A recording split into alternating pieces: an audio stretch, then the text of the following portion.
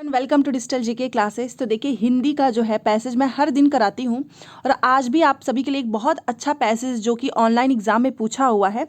31 दिसंबर को ये पेपर जो हुआ था ऑनलाइन वाला उसमें था और सेम एज इट इज़ वही पेपर मैं आप सभी के सामने लेकर आई हूँ सो दैट आपको आइडिया लग जाए कि हाँ, इसी टाइप का पैसेज आपको देखने को मिलेगा।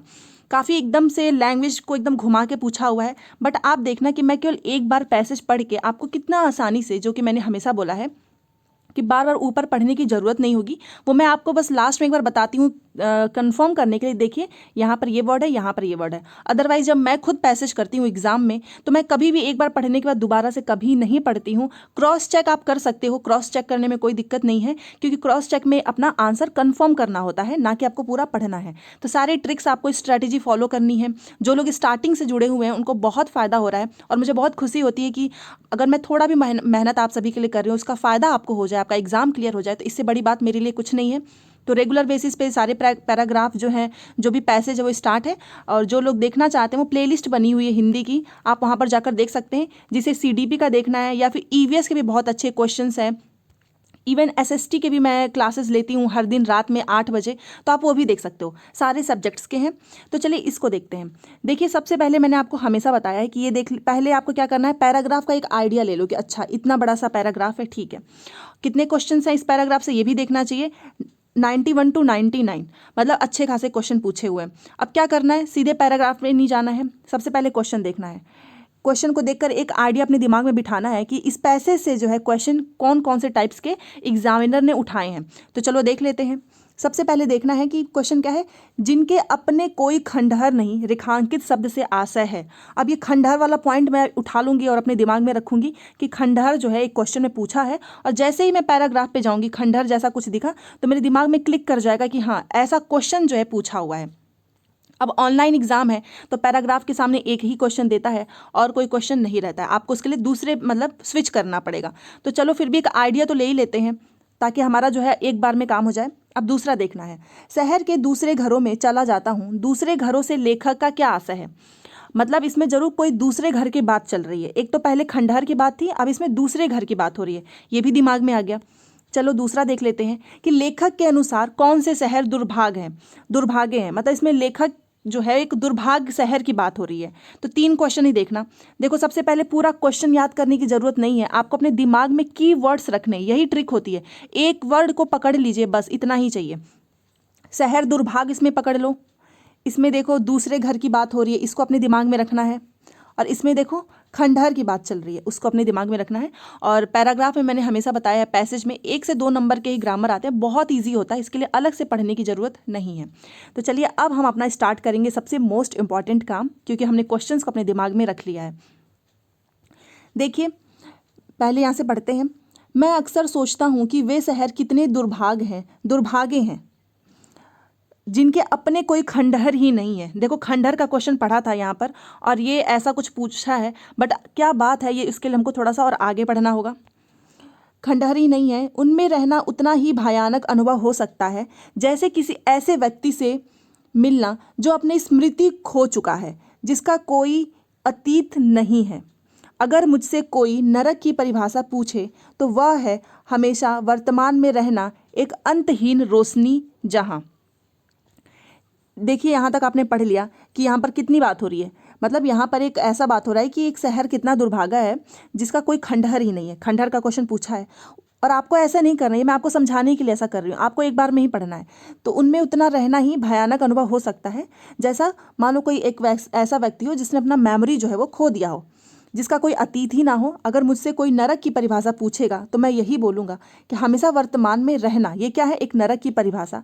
क्यों? क्योंकि ये एक अंतहीन रोशनी है जो कभी ख़त्म नहीं होगी, जहाँ कोई छाया नहीं है, जहाँ आदमी हमेशा अपनी आंखें जो है वो खोला रहता है। जहाँ पर आदमी क्या है, वो हमेशा अपनी आंखें खोला रहता है। इतना आप समझ गए होंगे। अब चलिए आगे देखते हैं। जब वर्तमान का बोझ जो है असह्य मतलब जो सहा ना जा सके, मैं अपना घर छोड़कर, मतलब जब वर्तमान का बोझ बहुत ज़्यादा हो तो मैंने क्या किया। देखो, घर छोड़ने की बात आई थी ना, दूसरे शहर वाली बात, वो मैंने आपको देखो यहाँ पर दिखाया, ये देखो दूसरे घरों। तो यही कीवर्ड्स को आपको पकड़ना है बस। मैं अपना घर छोड़कर शहर के दूसरे घरों में चला जाता हूँ। क्यों चला जाता हूँ? जब जहाँ अब कोई लोग नहीं रहते, जहाँ अंधेरा होते ही चमगादड़ आ जाते हैं, वो ऐसे जगह पे जाता है। ये हमारे शहर में खंडहर है, शहर की स्मृतियाँ और स्वप्न। एक ऐसा युग था जब ना शहर थे ना खंडहर, मतलब एक पुरानी बात हो रही है कि जब ना शहर था ना खंडहर था। कुछ पुरानी ऐतिहासिक बातें हो रही होंगी, क्योंकि तभी तो ऐसा था कि जब शहर की स्मृतियाँ और स्वप्न नहीं थे, बिकॉज ये अभी आया है। तो पैसेज में क्या करना, आपको अपना दिमाग जो है ना वो खोल के रखना है। बस आपको एक ही तरह से नहीं सोचना है। आप सोचो कोई भी लाइन लिखा है ना, तो उसका मतलब आपको समझ में आना चाहिए, सेंस में, कौन से सेंस में बात कर रहा है। आदमी अपना अतीत जो है खुद अपने भीतर लेकर चलता था। यहाँ यूँ कहें कि स्मृति अभी तक इतिहास नहीं बनी थी, मतलब इतिहास की भी बात हुई है, क्योंकि स्मृति जो है अभी तक इतिहास नहीं बनी थी। अब आप देखो, अब हमको इसका पूरा मतलब समझने की जरूरत नहीं, आपको एक आइडिया लग गया कि इस पैसेज में आखिर कहना क्या चाह रहा है। और जैसे आप क्वेश्चन देखोगे तुरंत आंसर आएगा। वो कैसे, अब मैं आपको बताती हूँ। देखिए पहला क्वेश्चन, जिनके अपने कोई खंडहर नहीं है, रेखांकित शब्द से क्या आशा है? खंडहर उसने इसमें किस चीज़ को बोला है? इतिहास को, वर्तमान को, अस्तित्व को, या फिर भविष्य को? अगर आपने ये पूरा अच्छे से समझा होगा तो आप समझ गए होंगे कि इसने खंडहर किस चीज़ को बोला, इतिहास को बोला है, क्योंकि शहर, स्मृति और स्वप्न तो अभी आए हैं। और एक ऐसा भी युग था, मतलब ये पुरानी बात कर रहा है, था की बात हो रही कि जब ना शहर थे ना खंडहर थे, आदमी जो है अपना अतीत खुद अपने भीतर लेके चला था। या यूँ कहें कि स्मृति अभी तक इतिहास नहीं बनी थी। तो ये किसकी बात हो रही है? इतिहास की बात हो रही है। बहुत से लोग क्या करेंगे कि खंडहर वर्ड उठाएंगे, ये रहा, और यहीं से वो ढूंढते रहेंगे 2 से 10 मिनट। होता है ऐसा, क्योंकि हम क्या करते हैं, हम सोच नहीं पाते हैं। हम खंडहर देखें तो ऐसे देखेंगे, अच्छा उनमें रहना उतना ही भयानक अनुभव हो सकता है जैसे किसी एक ऐसे व्यक्ति से मिलना जो अपनी स्मृति खो चुका है, जिसका कोई अतीत नहीं है। आप 2-3 बार यहाँ तक पढ़ लोगे लेकिन आपको आंसर नहीं मिलेगा, क्योंकि ये जो है, देखिए आप यहाँ पर इतिहास, वर्तमान, अस्तित्व, भविष्य, इसकी बात हो रही है। इसलिए आपको कभी कभी पूरा पैसेज का सेंस समझ में आ जाना चाहिए। तो इसका राइट आंसर होगा इतिहास। Option number 1 is right.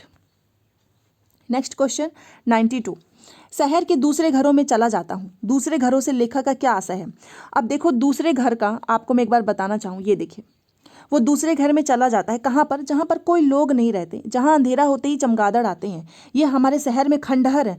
मतलब शहर में आपने अभी भी देखा होगा कुछ ऐतिहासिक इमारत है जो कि खंडहर बन चुकी हैं, जहाँ पर लोग उतना जाते नहीं हैं, वो ऐसे ही पड़ा पड़ा खराब हो जाता है। और ये पूरी लाइन अगर आपने पढ़ ली कि शहर की स्मृतियाँ और स्वप्न और एक ऐसा युग था, इसका मतलब ये किस चीज़ की बात हो रही है? पुरानी ही तो बातें हो रही होंगी। शहर में आज भी क्या है? खंडहर है।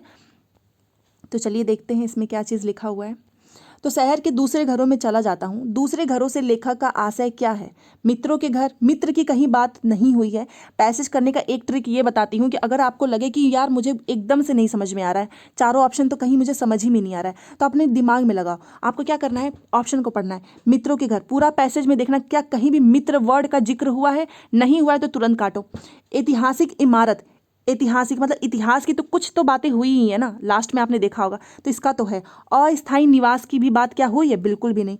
सड़कों की, शहरों की जो सड़क है, क्या शहर की सड़क का कोई जिक्र हुआ है पैसेज में? बिल्कुल भी नहीं। तो किसका जिक्र हुआ है अगर आपने पढ़ा हो तो? ऐतिहासिक इमारत। तो ये भी एक ट्रिक होता है कि जो बिल्कुल भी ना समझ में आए तो आपको वर्ड्स को पकड़ के देखना है कि क्या इस वर्ड का एक बार भी पैसेज में जिक्र हुआ है। नहीं हुआ है तो आगे बढ़ना है, क्योंकि पैसेज जो है आपको नकल करने के लिए दिया जाता है कि आप इसमें से नकल करें, अपने मन से कुछ भी कहानी ना बनाएं। समझ गए होंगे? तो इसका है ऐतिहासिक इमारतें। 92 का हो गया। नेक्स्ट क्वेश्चन पे है 93। देखिए, लेखक के अनुसार कौन से शहर दुर्भाग्य हैं? तो इसमें बात किया था लेखक ने कि जिस लेखक के अनुसार जो है कौन से शहर दुर्भाग्य हैं, जिनका कोई अपना नाम नहीं है, इसकी तो बात ही नहीं किया गया है, जहां लोग नहीं रहते हैं, या फिर जिनकी अपनी कोई स्मृतियां नहीं हैं। सबसे फर्स्ट लाइन में इसी की बात की गई थी, अगर आपने ध्यान दिया हो। ये देखिए यहाँ पर है कि भयानक अनुभव हो सकता है जैसे किसी ऐसे व्यक्ति से मिलना जो अपनी स्मृति खो चुका है, जिसका कोई अतीत नहीं है। और लेखक ने इसी को जो है नरक की परिभाषा भी बोला है कि नरक की परिभाषा का मतलब हमेशा वर्तमान में रहना, जहाँ पर आपको एक आदमी जो है हमेशा अपनी आंखें क्या करे? खोले रहे। यही तो बात है। तो बस यहीं पर मिल गया।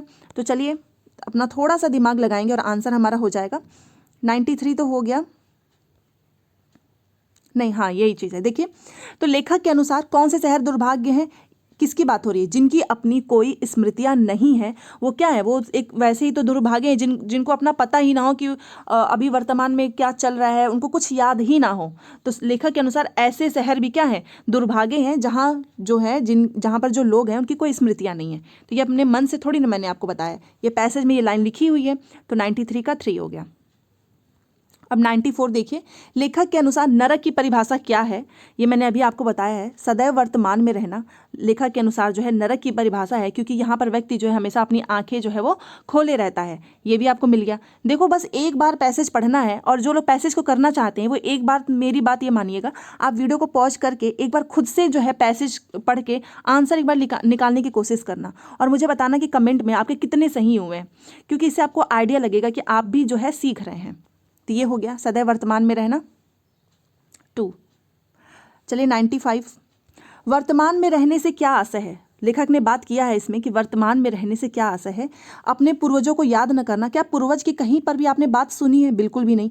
भविष्य की चिंता न करना, भविष्य की तो इसमें बात ही नहीं किया गया, इसमें तो वर्तमान की बात हो रही थी, ये भी गलत। ऐतिहासिक का अनुभव न करना, या फिर दिन प्रतिदिन की, यहाँ पर देखिए दिन प्रतिदिन की जरूरतों को पूरा करना, क्या दिन प्रतिदिन वर्ड का यूज हुआ है उसमें? ये भी नहीं हुआ है। ऐतिहासिकता का अनुभव ना करना, इसी को बोलते हैं वर्तमान में रहने से आशय है कि आप वर्तमान में तो हैं, बट आप ऐतिहासिकता को जो है अनुभव नहीं कर रहे हैं। दिन भर अपनी आंखें जो है वो खोले ही रहते, बट आपको कोई अनुभव ही नहीं है। और ना भी समझ में आए तो इतना तो आप आइडिया लगा ही सकते हो कि इसमें इतिहास से रिलेटेड कोई बात हुई है, तो ऐसे भी करके आप आंसर लगा सकते हैं। ऐतिहासिकता का अनुभव न करना 95 का 3। अब 96, अब देखिए आपको ऑनलाइन में ना पैसेज ऐसे ही मिलेंगे, ऐसा नहीं कि एकदम सीधा सीधा लिख दिया जाएगा, और क्वेश्चंस भी एकदम घुमा के ही आएगा। जहां आदमी हमेशा आंखें खोले रहता है, वाक्य के माध्यम से किस ओर संकेत करता है? देर तक विश्राम करने, ऐसा बिल्कुल भी नहीं है, या फिर विश्राम और व्यायाम की तो कोई बात ही नहीं हुई है।